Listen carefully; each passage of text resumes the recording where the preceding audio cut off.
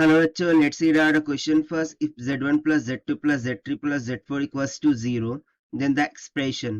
So यहाँ पर z1 plus z2 plus z3 plus z4 इसका वैल्यू इक्वल्स टू 0 दे रखा है. सो फिर आगे एक्सप्रेशन गिवन है कि modulus of z1 minus z2 का whole square plus mod of z2 minus z3 का whole square plus mod of z3 minus z4 का होल स्क्वायर प्लस में mod of z4 minus z1 का whole square minus 2 in bracket mod of z1 का whole square plus mod of z2 का square plus mod of z3 का square plus mod of z4 का square is equals to 0 if and only if, यानी कि ये जो expression है वो इक्वल्स टू 0 होगा. किस कंडीशन के लिए? सो वो कंडीशन यहाँ पर हमें फाइंड आउट करनी है. तो चलिए स्टार्ट करते हैं सोल्यूशन से. But before of its let's talk about the key concept which we are going to use here for this question. So यहाँ पर हम property of complex number use करेंगे कि यदि z इंटू जेड बार करें, जो कि बेसिकली z का कॉन्जुगेट होगा z bar. So this is nothing but equals to mod of z का स्क्वायर होता है. सो इसको हम कैसे करते हैं कि लेट सपोज कि z be a complex number, ठीक है ना, z1 be a complex number and this is nothing but equals to x plus में आयोटा ऑफ y की इक्वल हो. सिमिलरली यदि मैं मान लूँ कि z2 be the complement of z1, so वो क्या हो जाएगा x minus iota of y. So यहाँ से एक सिंप्लीफिकेशन के लिए मैं बता दूँ कि z1 माइनस का z2 का मॉड का square according to this property z into z का bar equals to mod of z का स्क्वायर. ये क्या हो जाता है मॉड ऑफ z1 का स्क्वायर प्लस में मॉड ऑफ z2 का स्क्वायर. और यदि ये बीच में माइनस साइन हो सो माइनस टाइम्स ऑफ पहले z1 का बार लगेगा, z2 एज इट इज रहेगा, फिर माइनस टाइम्स ऑफ फिर z2 का बार लग जाएगा और z1 एज इट इज रहेगा. ठीक है. सो इस कंसेप्ट को लेकर चलते हुए स्टार्ट करते हैं हम सोल्यूशन से. तो सबसे पहले जो गिवन एक्सप्रेशन है उसको रिराइट करते हैं. सो गिवन है z1 माइनस z2 का होल स्क्वायर प्लस में z2 माइनस z3 का होल स्क्वायर प्लस में mod of z3 minus z4 square plus में mod of z4 minus z1 square minus में 2 टाइम्स ऑफ, और ब्रैकेट में दे रखा है मॉड ऑफ z1 का स्क्वायर प्लस में मॉड z2 का स्क्वायर प्लस में मॉड z3 का स्क्वायर प्लस में मॉड z4 का स्क्वायर.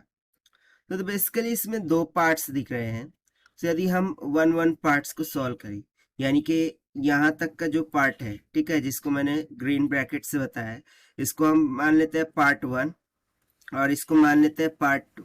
सो पार्ट फर्स्ट को पहले हम सिंप्लीफाई करते हैं. सो उसमें क्या है मॉड ऑफ z1 माइनस का z2 का होल स्क्वायर.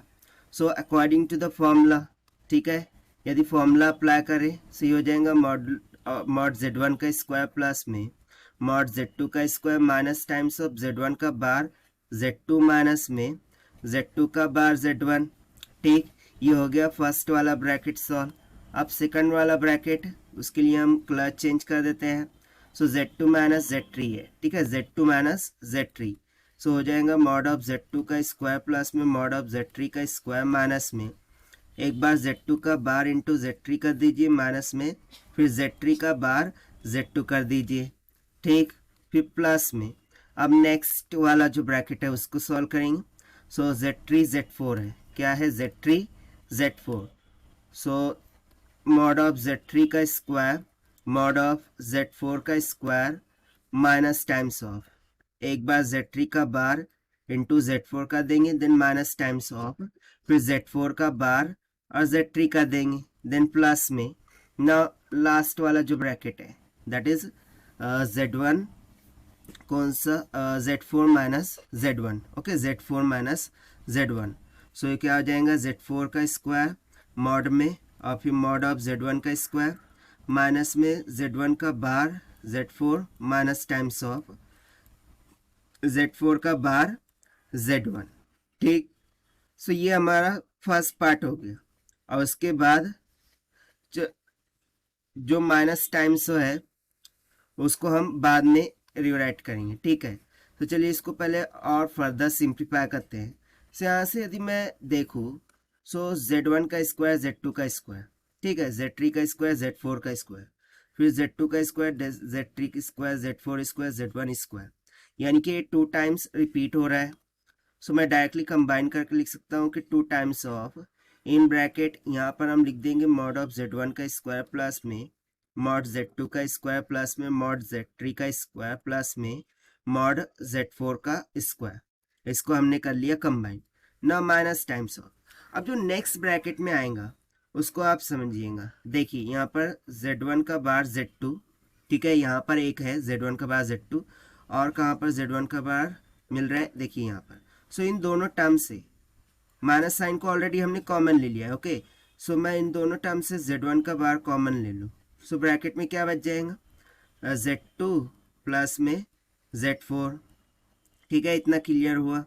उस तरीके से प्लस में यदि मैं Z2 का बार कॉमन ले लूँ, ठीक, Z2 का बार, सो Z2 का बार ये वाली एक टर्म हो गई और यहाँ पर ये वाली टर्म हो गई।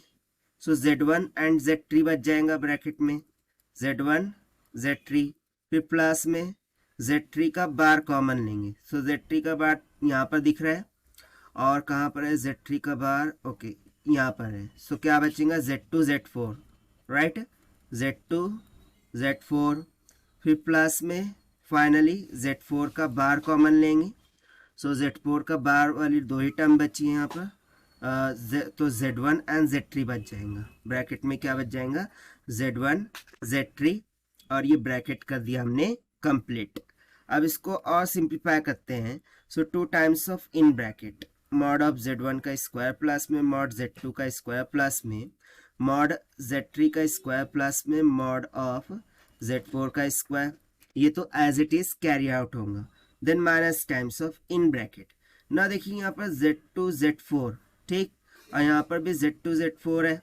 सो मैं क्या करता हूँ, Z2 Z4 को कॉमन ले लेता हूँ, ठीक, इन दोनों में से। सो क्या बच जाएगा, Z1 का बार एंड Z2 का बार, ठीक है, यहाँ पर वही बचेगा Z1 का बार और प्लस में हो जाएगा Z2 का बार, फिर प्लस में सिमिलरली Z1 एंड Z3 को इन दोनों में से कॉमन निकाल ले। सो क्या बचेगा, Z1 का बार एंड Z3 का बार आएगा ना, okay, let me correct this. So यहाँ पर Z1 का बार एंड Z3 का बार आएगा और इस तरीके से Z1 प्लस Z3 को कॉमन किया। सो Z2 का बार बचेगा और प्लस में यहाँ पर Z4 का बार बचेगा, राइट। अब इसको और फर्दर सिंप्लीफाई करते हैं, बट उसके पहले हमें अकॉर्डिंग टू क्वेश्चन एक टर्म गिवन थी कि Z1 प्लस Z2 प्लस में Z3 प्लस में Z4 ये इक्वल्स टू क्या है, 0। सो यदि मैं यहाँ से Z1 प्लस Z2 को लिखना चाहूँ, so that can be written as minus times of Z3 plus का Z4, राइट, या फिर Z1 प्लस Z3 लिखना चाहे, ओके, अकॉर्डिंग टू क्वेश्चन चलते हैं। यहाँ पर हम Z1 प्लस Z3 को लिखते हैं। So Z1 plus Z3 can be written as minus science of Z2 Z4। So vice versa in दो टर्म्स की जगह पर मैं ये सब्स्टिट्यूट कर सकता हूँ, राइट। सो इसके अकॉर्डिंग हमें क्या मिल जाएगा, 2 times of in bracket mod of Z1 का square, then similarly mod of Z2 का स्क्वायर प्लस में मॉड ऑफ Z3 का स्क्वायर प्लस में मॉड ऑफ Z4 का स्क्वायर।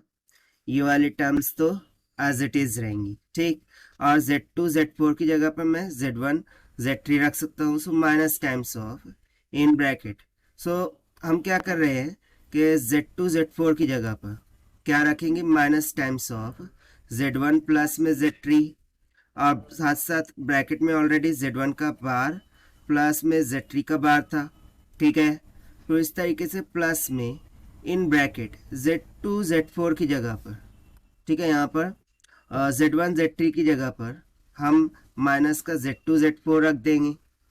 सो हो जाएगा माइनस का Z2 प्लस Z4 और इन ब्रैकेट ऑलरेडी Z2 का बार प्लस में Z4 का बार वहाँ पर अवेलेबल था। नाउ हमने प्रॉपर्टी देख रखा है कि Z इंटू Z का बार दिस इज इक्वल्स टू क्या होता है, मॉड ऑफ Z का स्क्वायर, राइट। सो इसके अकॉर्डिंग ये हो जाएगा 2 in bracket mod of z1 का स्क्वायर मॉडुलस ऑफ z2 का स्क्वायर प्लस में मॉड ऑफ z3 का स्क्वायर प्लस में मॉड z4 का स्क्वायर माइनस टाइम्स ऑफ ये क्या हो जाएगा simply mod of z1 plus में z3 का होल स्क्वायर प्लस में mod of z2 plus z4 का होल स्क्वायर। अब इसको हम दे देते हैं इक्वेशन नंबर फर्स्ट, और जो सेकंड एक्सप्रेशन ऑलरेडी हमें according to the question given था, कौन सा 2 times of in bracket mod of z1 का स्क्वायर प्लस में मॉड ऑफ z2 का स्क्वायर प्लस में मॉड ऑफ z3 का स्क्वायर प्लस में मॉड ऑफ z4 का स्क्वायर, इसको हम दे देंगे इक्वेशन नंबर 2। ये हमें यहाँ पर according to the expression given था, सी दिस टर्म। अब हम क्या करते हैं, इक्वेशन 1 और 2 को according to the question subtract कर देते हैं, राइट।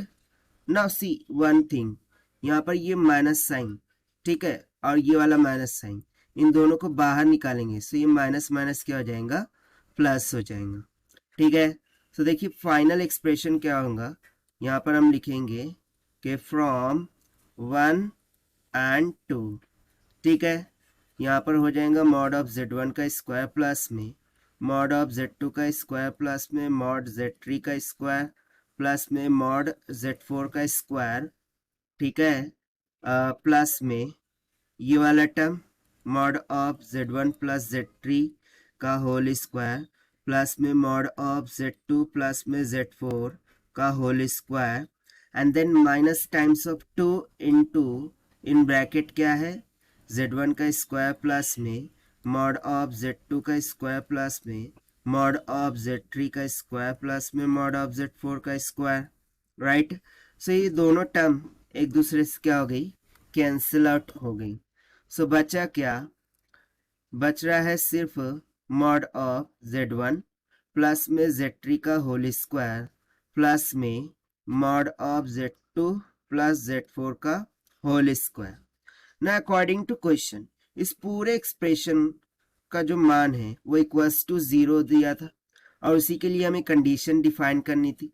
सो हम इसको सिंपली इक्वेट कर देते हैं 0 से।